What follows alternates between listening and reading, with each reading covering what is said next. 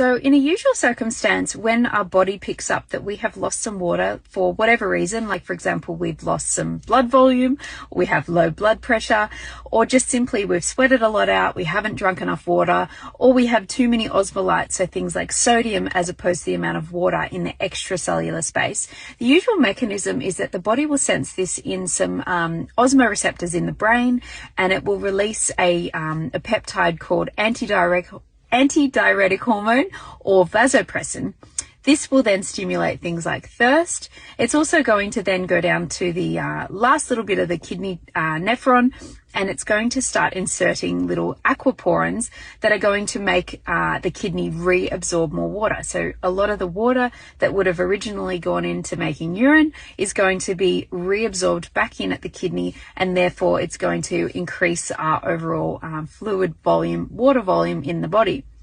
But there are certain things that can actually blunt this process. So they're actually going to prevent the signaling of the vasopressin at the kidney and prevent us reabsorbing water.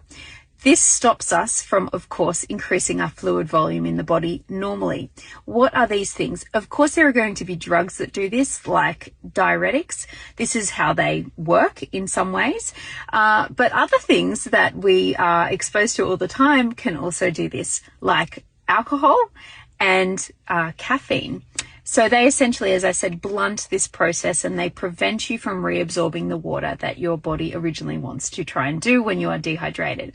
We've all experienced this when we have too many drinks in a row, and then suddenly we desperately have to go to the toilet, and we end up just like peeing and peeing, and you can't stop peeing. This is what's happening.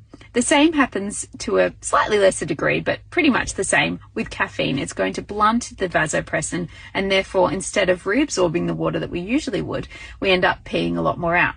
So this is why it's important when you've had a lot of caffeine, or at least a cup in the morning, that you drink a little bit more water afterwards, and possibly have a little bit of sodium with it, because this will also encourage more water to be reabsorbed back in. Essentially, wherever sodium goes, water likes to follow it. So if you have a little bit of sodium, say for example 1,000 milligrams of sodium in your water, it's going to help you reabsorb that water as well.